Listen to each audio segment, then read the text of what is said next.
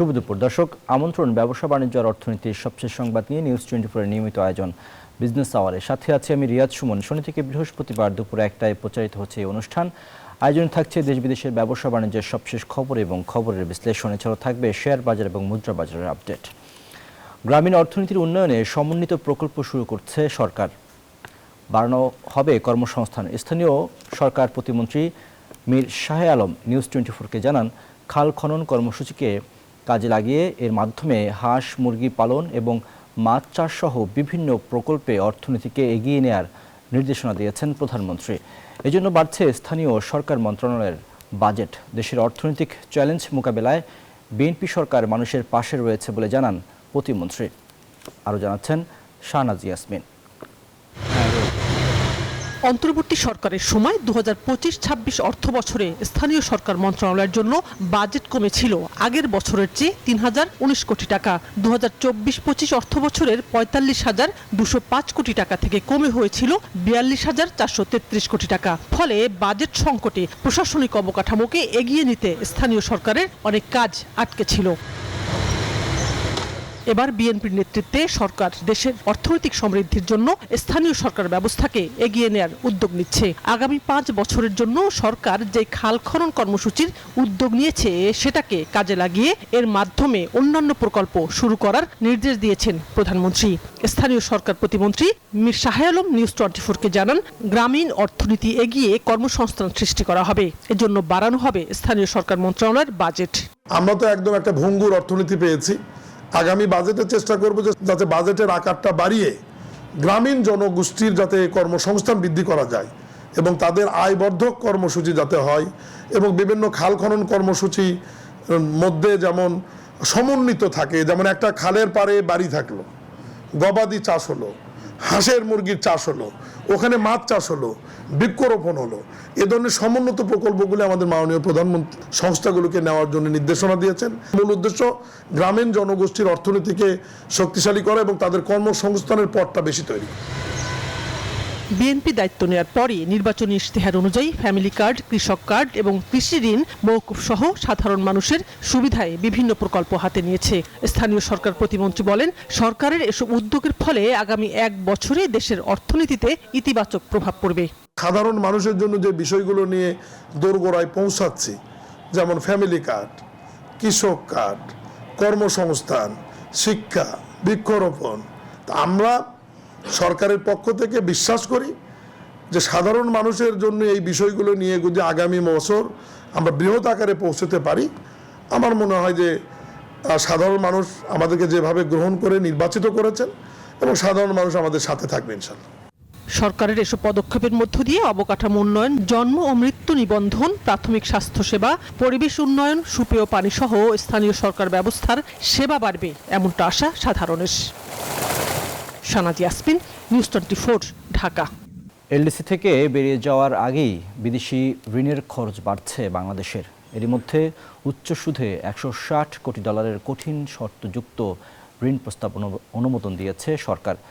বিশ্লেষকরা বলছেন, দীর্ঘ সময় ধরে মধ্যম আয়ের দেশের তালিকায় থাকায় দাতা সংস্থাগুলো নামমাত্র সুদে আর ঋণ দেবে না বাংলাদেশকে।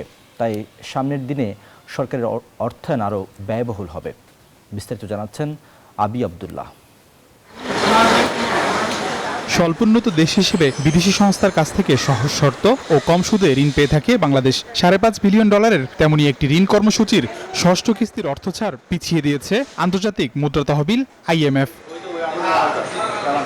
একদিকে নানা কারণে বাড়ছে সরকারের ব্যয়, অন্যদিকে বাড়ছে রাজস্ব ঘাটতি। তার উপর প্রত্যাশিত ঋণের অর্থ না পেয়ে এখন দিশেহারা সরকার। তাই সম্প্রতি $1.9 বিলিয়ন 5টি বিদেশি ঋণ প্রস্তাব অনুমোদন দিয়েছে অর্থ মন্ত্রণালয়, যার মধ্যে $1.6 বিলিয়ন নন কনসেশনাল বা অনমনীয় ঋণ। যেসব ঋণের সুদের হার বেশি, গ্রেস পিরিয়ড কম এবং শর্ত তুলনামূলক কঠোর। আমাদের ডেভেলপমেন্ট পার্টনারদের লোনগুলা একেবারে সুপার কনসেশনাল রেটে আমরা পাবো না, কিন্তু ধরেন 2.5-3%, সেটাও একদিক থেকে কনসেশনাল। গভর্নমেন্ট যদি এখন গ্লোবাল প্রাইভেট সেক্টর যে ফাইন্যান্সিয়ার্স আছে তাদের থেকে নিত বা গ্লোবাল ক্যাপিটাল মার্কেট থেকে নিত, তাহলে যেই রেটে নিত তার চেয়ে এখনো কনসেশনাল। এর মধ্যে এডিবি থেকে $45 কোটি নেওয়া হচ্ছে 4.13% হারে, যার গ্রান্ট এলিমেন্ট মাত্র 6.61%। এআইআইবির ঋণের সুদের হার 5.8%, যা এসব ঋণকে আরো কঠিন করে তুলছে। একই অবস্থা জাইকার ঋণের ক্ষেত্রেও।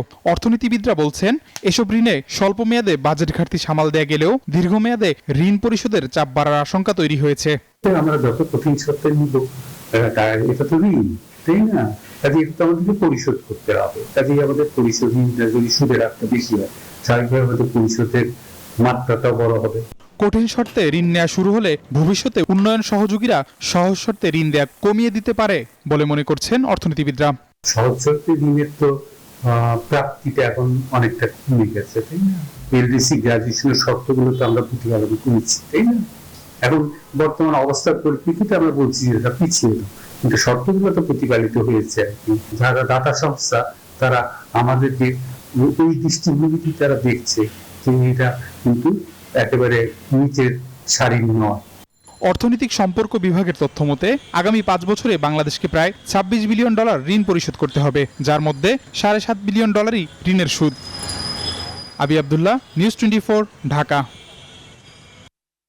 দেশে পুঞ্জীভূত বিদেশি ঋণের পরিমাণ বাড়ছে এবং বাড়ছে সুদের হার। এই সব কিছু মিলে আমরা আজকে একটু আলোচনা করতে চাই। এই বিষয়টি নিয়ে আমাদের সাথে অনলাইনে যুক্ত আছেন সেন্টার ফর পলিসি ডায়ালগ সিপিডির অতিরিক্ত গবেষণা পরিচালক জনাব তৌফিকুল ইসলাম খান। জনাব তৌফিকুল ইসলাম খান, নিশ্চয়ই আপনি আমাকে শুনতে পাচ্ছেন। যে বিষয়টি নিয়ে আপনার কাছে প্রশ্ন, সেটি হচ্ছে যে দেশে যে পুঞ্জীভূত বিদেশি ঋণের পরিমাণ বাড়ছে, বাংলাদেশ ব্যাংকের তথ্য বলছে যে গত বছরের ডিসেম্বর শেষে সরকারি এবং বেসরকারি খাতে নেওয়া মোট বিদেশি ঋণের পরিমাণ দাঁড়িয়েছে প্রায় $113.52 বিলিয়ন। এর আগের বছর, গত বছর সেপ্টেম্বরের শেষে বিদেশি ঋণের স্থিতি ছিল $112.22 বিলিয়ন। অর্থাৎ 3 মাসের ব্যবধানে বিদেশি ঋণের পরিমাণ বেড়েছে প্রায় $1.30 বিলিয়ন বা $130 কোটি। এই বিষয়টিকে আপনি কিভাবে দেখেন? বাংলাদেশে যেই বিদেশি ঋণের বর্তমান পরিস্থিতি আছে তার মধ্যে নিঃসন্দেহে আমাদের এই স্থিতিটা বাড়ছে এবং এটা বাড়বে কিছুটা। আমি মনে করি যে সামনের দিনেও আমরা যেই বাজেটারি সাপোর্ট এবং অন্যান্য যেই ঋণ নিয়েছি সেটার ক্ষেত্রে এটা বাড়ছে। মুশকিলটা অন্য জায়গায়, এটা ঠিক সংখ্যাতাত্ত্বিক ভাবে বাড়ার চাইতেও বিষয়টা একটু গভীর।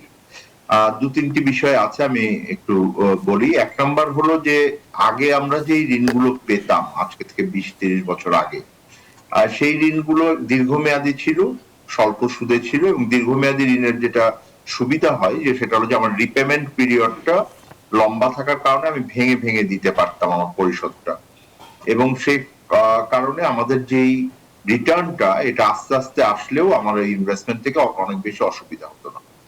এখন সেটা হবে না। এখন শুধুমাত্র ঋণের যে সুদের হার বা যেটাকে সার্ভিস কস্ট বলে সেটা যে আমরা শুধু বাড়ছে তা না, এটার সময়কালটা কমে গেছে। আমি উদাহরণ দিয়ে যদি বলি, আগে যেমন আমরা হয়তো 40 বছরে একটা ঋণ শোধ করার জন্য সময় পেতাম, এখন আমাদেরকে এটা হয়তো 15-20 বছরে বা 25 বছরে দিতে হচ্ছে।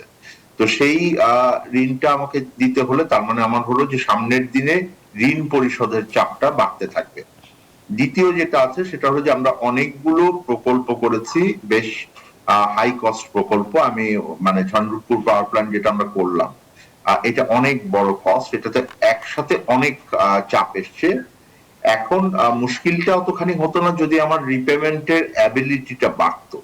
রিপেমেন্টের অ্যাবিলিটি বলতে আমি বুঝাই হলো যে আমরা যে করের অর্থ আছে সেই করের অর্থ দিয়ে আমরা আসলে এটাকে পরিশোধ করতে পারছি কিনা। আমার সরকার যখন কোন একটা বিনিয়োগ করেন, দেশের অর্থনীতি বড় হলে কর আদায় বাড়বে এবং তার থেকে সরকারকে এটা ফেরত দেওয়ার যে সক্ষমতাটা তৈরি হবে, সেইটা আমাদের অতখানি বাড়ে নাই। ইনফ্যাক্ট এটা অনেক সংকীর্ণ আছে। আমরা জানি যে আমাদের ট্যাক্স জিডিপি রেশিও এখন কমতে কমতে এটা 7% নিচে চলে আসছে।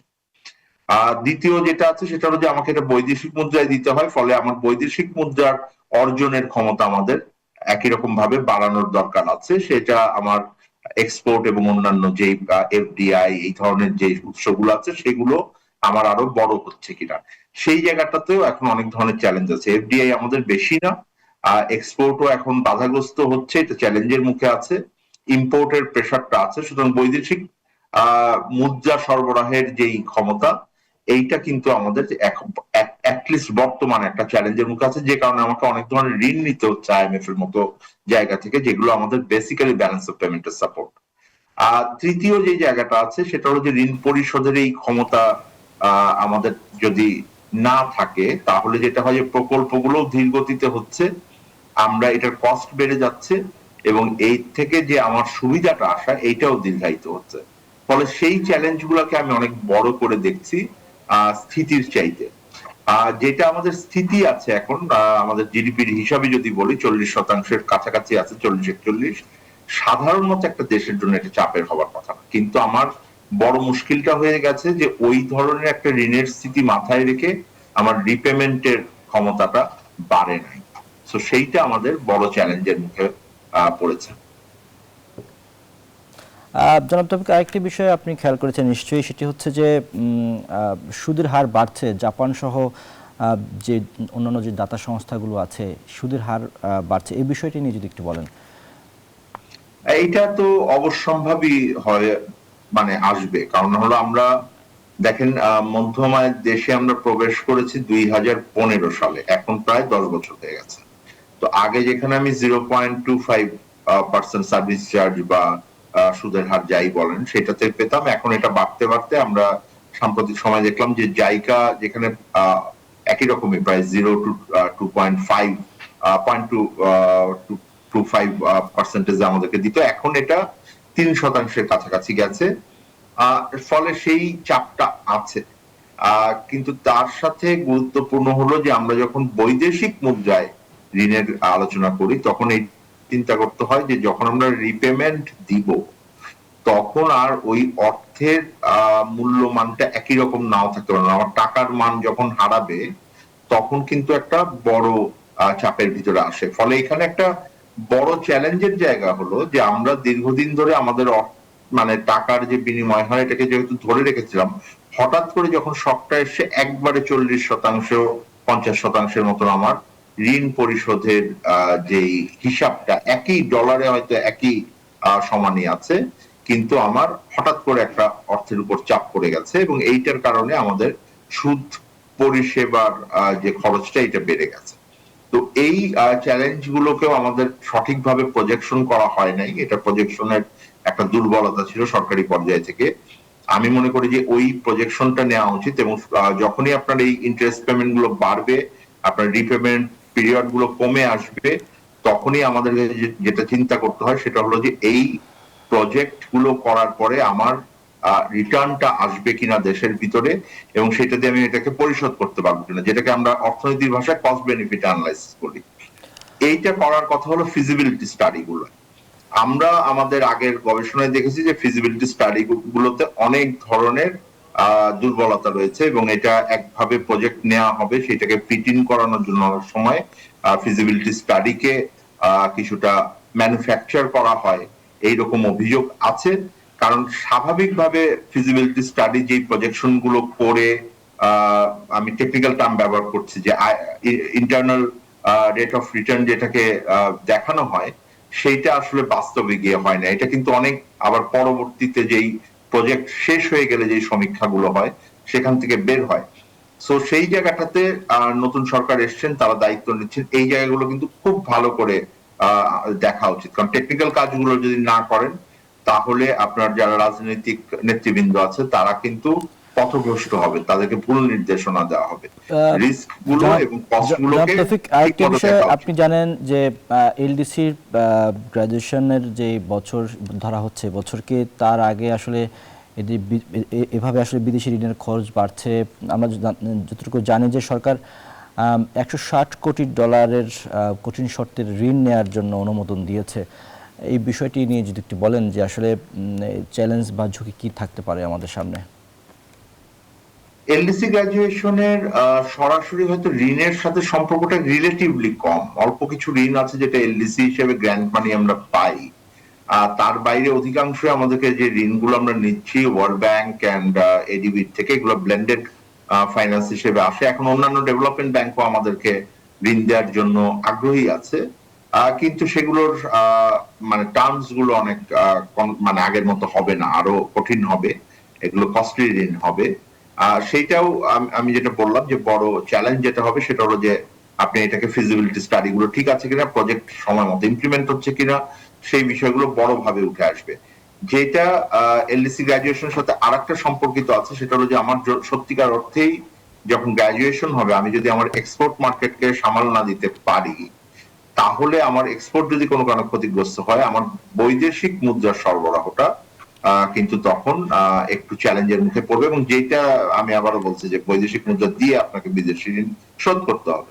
তো বড় আমি মনে করি যে যদি আমাকে ফোকাস করতে বলেন, দুটো বিষয় আছে। একটা হলো ম্যাক্রো পলিসিস গুলোকে এটা ঠিক করা। আমাদের দীর্ঘদিনে একটা মিডিয়াম টার্ম ডেট স্ট্র্যাটেজি ছিল, যেটা আমাদের ঋণের নেওয়ার একটা কৌশলপত্র। আমি মনে করি এই সরকারকে এইটার ব্যাপারে এখন নজর দিতে হবে এবং সত্যিকার অর্থে প্রজেকশনস গুলোকে ঠিক করতে হবে। সেকেন্ড থিং হলো ডেফিনেটলি টেকনিক্যাল ওয়ার্ক গুলোকে করে আমাদের যেই প্রজেক্ট গুলো আমরা নিচ্ছি সেগুলোর ফিজিবিলিটি স্টাডির ব্যাপারে খুবই খুবই সতর্ক দৃষ্টি রাখা উচিত এবং এটাকে পেশাদারি পদ্ধতিতে করা উচিত। তাহলে সরকার এই রিস্ক গুলো অ্যাসেস করতে পারবেন।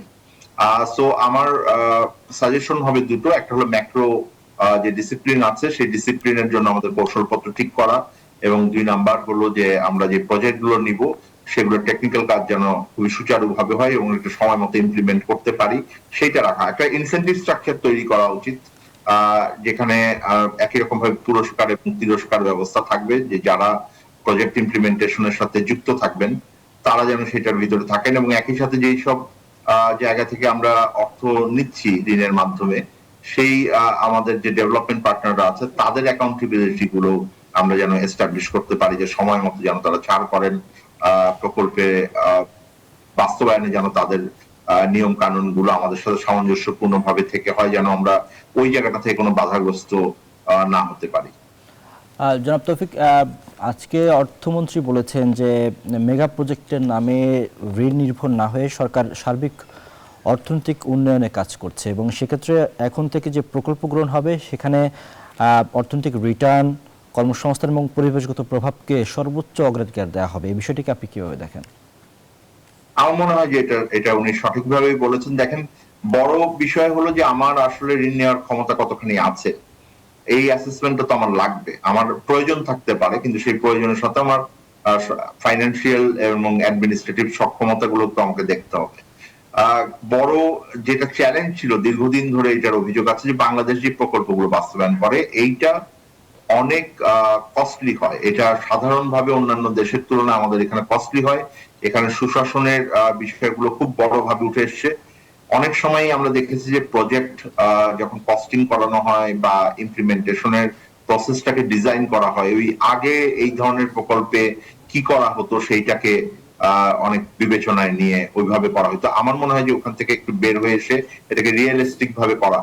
আমরা দেখেছি যে বিভিন্ন প্রকল্প ডিজাইনের সময় অনেক মানে ধরনের কম্পোনেন্ট এটার সাথে জুড়ে দেওয়া হয় যেগুলো হয়তো এতখানি প্রয়োজন নাই। সো একটু কৃচ্ছতা সাধনের দরকার আমাদের আছে। এইটা তো আমরা গত 10-15 বছরের যে আমাদের অভিজ্ঞতা আছে প্রকল্প বাস্তবায়নের এবং প্রকল্প ডিজাইনের, প্রকল্প বা ঋণ নেওয়ার ক্ষেত্রে, সেখান থেকে তো আমাদের শিক্ষাটা নিতে হবে। সুতরাং আমি আশা করবো যে এই সরকার এই বিষয়টা খুবই বড় নজরদারির ভিতরে রাখবেন যেন এই স্ক্রুটিনি গুলো ঠিক মতো হয়।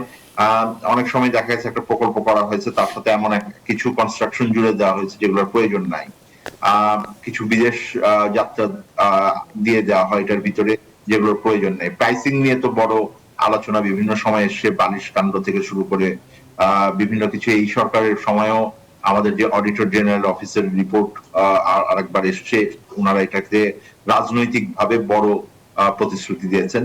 সুতরাং সরকারের ভেতরের যেই কাঠামো আছে, যেমন অডিট অফিস, প্ল্যানিং মানে মিনিস্ট্রির ভিতরে যে প্রোগ্রামিং ডিভিশন যারা প্রকল্প বাছাই এবং যাচাই বাছাই করেন, এগুলো খুবই ইম্পর্টেন্ট।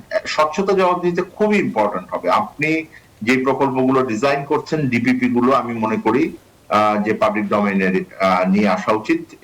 এটার ব্যাপারে আগে দীর্ঘদিন ধরে এই ডকুমেন্ট গুলোকে জনগণের সাথে শেয়ার করা হয় না। জনগণ এই প্রকল্পগুলোর মালিক, ঋণ আসলে জনগণ নেন, সরকার নেন না, আমাদের করের অর্থ থেকে এটাকে পরিশোধ করতে হয়।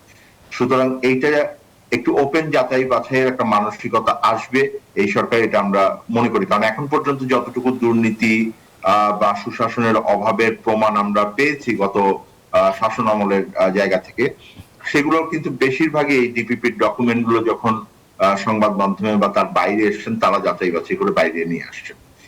সুতরাং সেই প্রসেসটাকে আমি মনে করি যে প্রাতিষ্ঠানিক করাটা খুবই ইম্পর্টেন্ট, এবং এটা করলে সরকারই উপকৃত হবেন। তারা তাদের যে লক্ষ্যগুলো আছে ডেভেলপমেন্টের, সেটাতে পথভ্রষ্ট হবে না। কারণ রিসোর্স যদি ওনারা সেভ করতে পারেন, ওই জায়গা থেকে কিন্তু তাদের যে নির্বাচনী প্রতিশ্রুতিগুলো আছে সেগুলো তাদেরকে অর্থায়ন করা অনেক সহজ হবে, এবং দিন শেষে গণতান্ত্রিক প্রক্রিয়ায় সেটা যদি তারা করতে পারেন, জনগণ নিশ্চয়ই তাদের জন্য রাজনৈতিকভাবে এটাকে বিবেচনা নিয়ে আগামীবার ভোট দিবেন। সুতরাং পুরো প্রসেসটাতে আমি উইন উইন সিস্টেম দেখি সরকারের জন্য, জনগণের জন্য। এইরকম একটা প্রসেসকে ওনারা ফ্যাসিলিটেট করবেন, এই আশাটা আমাদের আছে। জনাব তৌফিক, আরেকটি বিষয় আপনি আমাদের প্রতিবেদনে দেখছিলেন, যেখানে এলজিআরই মন্ত্রী বলছিলেন যে অন্তর্বর্তী সরকারের সময় যে স্থানীয় সরকার মন্ত্রণালয় যে বাজেট দিয়েছিল সেটি ৩,০০০ কোটি টাকা কম হয়েছে। সেই জায়গাটাতে বাজেট বাড়ানোর কথা বলছে। এই জায়গাটাতে আসলে কিভাবে বাজেট প্রণয়ন করতে পারে এবং কোন বিষয়গুলোকে বেশি অগ্রাধিকার দেওয়া দরকার হবে বলে আপনি মনে করেন? বাজেট তো মোটামুটি আমি যতটুকু জানি যে তৈরি হয়ে গেছে। এটার ভিতর খুব বড় পরিবর্তন যে এখন হবে তা না, কিছু সামঞ্জস্য হতে পারে। হয়তো আগামী জুন মাসের 11 তারিখে, আমি যদি ভুল না করে থাকি, বাজেট সংসদে পেশ করা হবে। দেখেন, বড় চ্যালেঞ্জটা এখন অর্থনীতির ভিতরে যেটা আছে সেটা হলো আর্থিক সক্ষমতা সরকারের। আর্থিক সক্ষমতাটা বড় চ্যালেঞ্জের জায়গা হবে। 9 লক্ষ কোটি টাকার বাজেট আসছে সম্ভবত, এবং একটা প্রায় বোধহয় একটা বিরাট অংশ 7 লক্ষ কোটি টাকার মতন বোধহয় একটা মানে রাজস্ব আদায়, বা 6 লক্ষ কোটি টাকার বেশি। এই দেখেন, এই জায়গাটায় আমার মনে হয় যে বড় চিন্তার জায়গা হলো যে আর্থিক সক্ষমতা আছে কিনা। দ্বিতীয় হলো যে আমি মনে করি যে সেই অর্থের সংস্থান যদি না হয়, তখন বাজেটের কৌশল কি হবে সেটা খুবই বিস্তৃতভাবে এই বাজেটে থাকা উচিত, এবং সেই অনুযায়ী বরাদ্দ থাকা উচিত। যদি মনোযোগ কোথাও দিতে হয়, তাহলে আমি বলবো যে প্রকল্পগুলো শেষের পথে আছে সেই প্রকল্পগুলো বিশেষ মনোযোগ দিয়ে ওই জায়গায় প্রয়োজনীয় অর্থ দিয়ে এবং এটাকে বাস্তবায়নটা তাড়াতাড়ি করে ফেলা, তাহলে দুটো জিনিস এই সরকারের উপকার হবে। একটা হলো যে সেই প্রকল্পগুলো বাস্তবায়নের থেকে জনগণ উপকারও পাবেন। দুই হলো যেটা নতুন প্রকল্প নেওয়ার ক্ষেত্রে, সরকারের নিজস্ব প্রকল্প নেওয়ার ক্ষেত্রে তাদের স্বাধীনতা আস্তে আস্তে বাড়তে থাকবে। যত আপনার ব্যাগেজ তৈরি হবে পুরনো প্রকল্পের, তত কিন্তু এই সরকারের পরিকল্পনা তাদের মতন করে নেওয়া, তাদের নির্বাচনী প্রতিশ্রুতির আলোকে নেওয়াটা কিন্তু কঠিন হবে। সুতরাং সেইটাকে বিবেচনায় নিয়ে করবেন। আমি যেটাতে আশাবাদী হয়েছি, মাননীয় মন্ত্রীর বক্তব্যটা আমি কিছুটা শুনেছি আপনাদের নিউজ থেকে, সেটা হলো যে সমন্বিত ভাবে করবার কথা তারা চিন্তা ভাবনা করছেন সরকারের পর্যায় থেকে, এই সিদ্ধান্ত আছে। নিঃসন্দেহে এটা গুরুত্বপূর্ণ যে আপনারা মন্ত্রণালয় ভিত্তিক দৃষ্টিভঙ্গির চাইতে সামগ্রিকভাবে একটা কাজের সাথে আরেকটা কাজের যুক্ততা যদি করা যায়, তাহলে এটার সমন্বিত উপকারটা অনেক সহজ হবে। একই সাথে যে সরকারের যে উদ্যোগের মধ্যে আমরা দেখলাম যে ফ্যামিলি কার্ড, কৃষক কার্ড, এই বিষয়গুলো যুক্ত করেছে। বাজেটে এগুলো নিয়ে কিভাবে আরো সমন্বয় করা যেতে পারে, এই বিষয়টি যদি আপনি আপনার জায়গা থেকে একটু পরামর্শ দেন। সমন্বয়ের ক্ষেত্রে বলছেন? জি, আমার মনে হয় যে যেই বাজেটটা আসবে সেই বাজেটটা অনেক উচ্চাভিলাষী থাকবে। এই কারণ হলো যে সংশোধিত বাজেটটা করা হচ্ছে সেটা আমি মনে করি না যে যথেষ্ট বাস্তবসম্মত ভাবে করা হচ্ছে।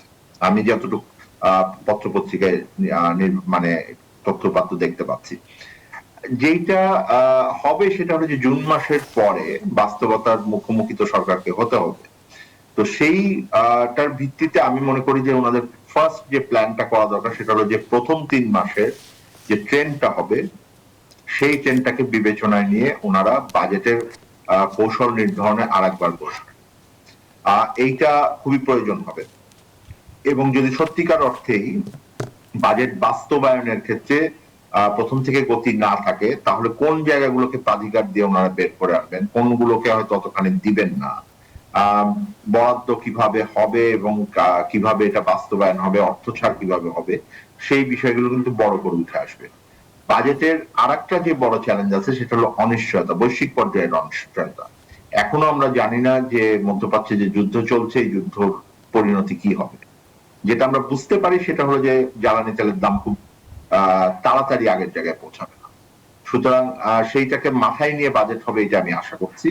আগের মতো $65-70 আগামী অর্থ বছরে কোন সময়ে ওই পর্যায়ে দাম নেমে আসবে কিনা বা আদৌ নামবে কিনা, তাহলে আমাদের সেইটার কারণে আমাদের অর্থনীতির উপর যে চাপ এবং সরকারের যে বাজেটের উপরে চাপ পড়বে সেটাকে কিভাবে সামাল দিবেন এই কৌশল নির্ধারণগুলো খুবই গুরুত্বপূর্ণ হবে। ফলে আমি মনে করি যে একটা ক্লোজ মানে অবজারভেশনে রাখতে হবে এবং কোঅর্ডিনেশনের জন্য প্রথম থেকেই আন্তঃমন্ত্রণালয় একটা কমিটি কি মিনিস্ট্রি গুলাকে রেখে বেশ কয়েকটি কমিটি কিন্তু সরকার মন্ত্রী পর্যায়ে থেকে অলরেডি করেছেন, সেগুলোকে অ্যাক্টিভ করা দরকার এবং সেগুলোর টিওআর এর ভিতরে বাজেট ইমপ্লিমেন্টেশনের জায়গা এবং ম্যাক্রো ইকোনমিক সিচুয়েশনের জায়গাগুলোকে খুবই নজরদারির ভিতরে রাখতে হবে। আমি আরো একটা জিনিস চাইবো, সেটা হলো যে আমাদের যেই জাতীয় সংসদ আছে সেখানে এখনো স্থায়ী কমিটি তৈরি হয় নাই। স্থায়ী কমিটির একটা বড় আমি মনে করি প্রোঅ্যাক্টিভ রোল নেওয়া উচিত বাজেট বাস্তবায়নের ক্ষেত্রে, এবং আমাদের যে সংসদীয় কাঠামো আছে তার ভেতর থেকে কিন্তু তারা মন্ত্রণালয়গুলোকে জবাবদিহিতার ভিতরে আনতে পারেন এবং সেই জায়গা থেকে ওনারা অ্যাক্টিভ রোল প্লে করবেন।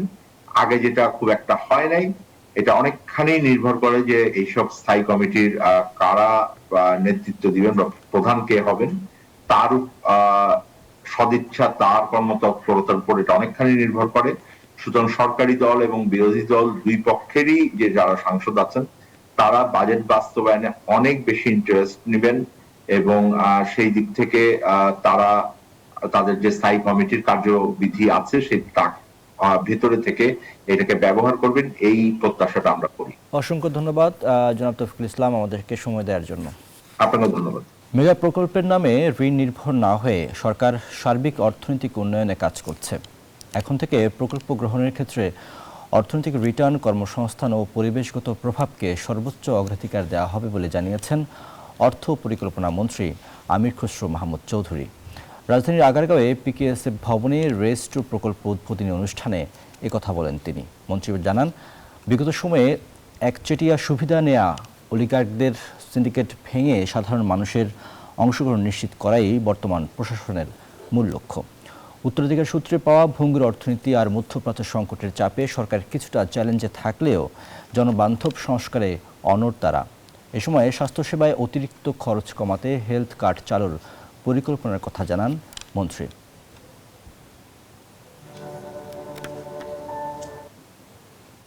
বিগত দিনের বিভিন্ন অলিগার্কিক এবং পৃষ্ঠপোষকতার অর্থনীতির কারণে সাধারণ মানুষ দেশের অর্থনীতিতে অংশগ্রহণ থেকে বাইরে থেকে গেছে এবং কিন্তু দারিদ্রতা বাড়ছে, এখনো বাড়ছে দারিদ্রতা। সুতরাং আমাদের প্রথম প্রোগ্রামগুলো যেটা আমরা নিয়েছি সেটা হচ্ছে সোশ্যাল প্রোগ্রাম, আমাদের কনসিডারেশনের মধ্যে আছে। এর আপনারা দেখছেন ফ্যামিলি কার্ড ইজ ওয়ান। ক্রমবর্ধমান খরচ, সামগ্রিক অর্থনৈতিক অনিশ্চয়তা এবং জ্বালানির মূল্য বৃদ্ধি ও সরবরাহ সংকটে নেতিবাচক প্রভাব পড়ছে দেশের রেস্তোরাঁ খাতে। এরই প্রেক্ষিতে চলমান সংকট নিরসনে সরকারের কাছে এলপিজি কার্ড সেবা নিশ্চিতে দাবি জানিয়েছে বাংলাদেশ রেস্তোরাঁ মালিক সমিতি। রোববার রাজধানীর সেগুনবাগিচায় সংবাদ সম্মেলনে বক্তারা বলেন, এলপিজি সংকট নিরসনে আমদানি বৃদ্ধি, সরবরাহ ব্যবস্থার উন্নয়ন এবং বাজার মনিটরিং জোরদার করা প্রয়োজন। একই সাথে আগামী বাজেটে কর সহনীয় রাখা, উৎসে কর প্রত্যাহার এবং শ্রমিক কর্মচারীদের ক্যান্টিন ও ক্যাটারিং সেবায় ভ্যাট 5% করার আহ্বান জানায় সংগঠনটি।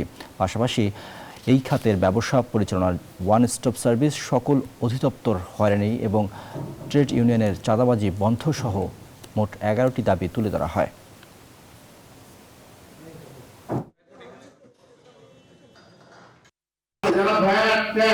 কোনো কমপ্লেন্স করে না, তাদের কোনো ট্রেড লাইসেন্সও নাই। সেখান থেকে সরকারের প্রত্যেকটা মন্ত্রণালয় মামলা নিয়ে থাকে, সেই মামলা ন্যায় বলে আমাদেরকে উল্টো আরো ডিস্টার্ব করছে। তো সুতরাং আমরা মনে করি যে সরকারের যৌক্তিক কমিটি থাকবে যারা এক্সপার্ট, এই তথাকথিত যারা হিরো হওয়ার জন্য যায়, বিভিন্ন মোবাইল ক্যামেরাগুলো নিয়ে যায়, বিভিন্ন চাঁদাবাজদের নিয়ে যায় এবং বিভিন্নভাবে হয়রানি করে, অবিলম্বে বন্ধ করার জন্য অনুরোধ করছি। দর্শক এই পর্যায়ে দেখে নিতে চাই আজকের পত্রিকার কয়েকটি গুরুত্বপূর্ণ সংবাদের শিরোনাম। আমাদের কাছে যে শিরোনামগুলো আছে তার মধ্যে ডেইলি স্টার তারা শিরোনাম করেছে বাণিজ্য চুক্তির প্রভাব 4 মাসে যুক্তরাষ্ট্র থেকে আমদানি দ্বিগুণ। এর পরের শিরোনামটি আমরা দেখতে চাই, এই শিরোনামটি করেছে বাংলাদেশ প্রতিদিন। তারা বলছে যে ঋণ পুনঃতফসিলে কমছে খেলাফি ঋণ, বাড়ছে ভবিষ্যৎ ঝুঁকি। দেশে বর্তমান ব্যাপক হারে ঋণ নিয়মিতকরণ বা পুনঃতফসিলীকরণের যে প্রবণতা চলছে, বাংলাদেশ ব্যাংকের শিথিল ঋণ পুনঃতফসিল এবং পুনর্গঠন নীতিমালার আওতায় এটি হচ্ছে। এর ফলে দেশের ব্যাংক খাতে আপাত দৃষ্টিতে খেলাফি ঋণ কমলেও ভবিষ্যতে বড় ধরনের আর্থিক ঝুঁকি তৈরি হচ্ছে বলে সতর্ক করেছেন অর্থনীতিবিদ এবং ব্যাংকাররা। এই বিষয়টি তুলে ধরে এই প্রতিবেদনটি করেছে বাংলাদেশের প্রতিদিন। আমরা এর পরের শিরোনামটি দেখতে চাই, এটি করেছে প্রথম আলো। তারা বলছে যে যুক্তরাষ্ট্রের পোশাক রপ্তানিতে চীনের চেয়ে এগিয়ে বাংলাদেশ। অর্থাৎ সাম্প্রতিক সময়ে পাল্টা শুল্কের কোপে যুক্তরাষ্ট্রের বাজারে চীনের তৈরি পোশাক রপ্তানি ব্যাপকভাবে কমেছে। সেই সুযোগটি কাজে লাগিয়েছে বাংলাদেশ। সেই বিষয়টি তুলে ধরেই আসলে এই প্রতিবেদনটি করেছে প্রথম আলো। আমরা এর পরের শিরোনামটি দেখব, যেখানে ইত্তেফাক বলছে যে কৃষি জমি রক্ষা করেই শিল্পের প্রসার ঘটাতে হবে। এটি শিল্পমন্ত্রী বরাদ দিয়ে তারা এই প্রতিবেদনটি করেছে। আমরা এর পরের শিরোনামটি দেখতে চাই, এই শিরোনামটি করেছে কালের কণ্ঠ, চরম হতাশায় ব্যবসায়ীরা। যেখানে তারা বলছে যে আসলে অন্তর্বর্তী সরকারের ভয়াবহ বৈরী অবস্থার পর নতুন সরকারের কাছে পাহাড় সম প্রত্যাশা ছিল ব্যবসায়ীদের, কিন্তু কোনো প্রত্যাশাই পূরণ হচ্ছে না। সরকারি বন্ধ কারখানাগুলো চালু করার বিষয়ে মন্ত্রীরা কথা বললেও বেসরকারি কলকারখানা একের পর এক বন্ধ হয়ে যাচ্ছে। ব্যবসায়ীদের বিরুদ্ধে দায়ের করা ভুয়া মামলাও প্রত্যাহার হচ্ছে না। এই সব বিষয়গুলো নিয়ে আসলে ব্যবসায়ীদের মধ্যে যে হতাশা তৈরি হয়েছে সেই বিষয়টি তুলে ধরে এর প্রতিবেদনটি করেছে দৈনিক কালের কণ্ঠ। আমরা পত্রিকার শিরোনামগুলো দেখলাম, এবার দেখতে চাই শেয়ার বাজারের আপডেট।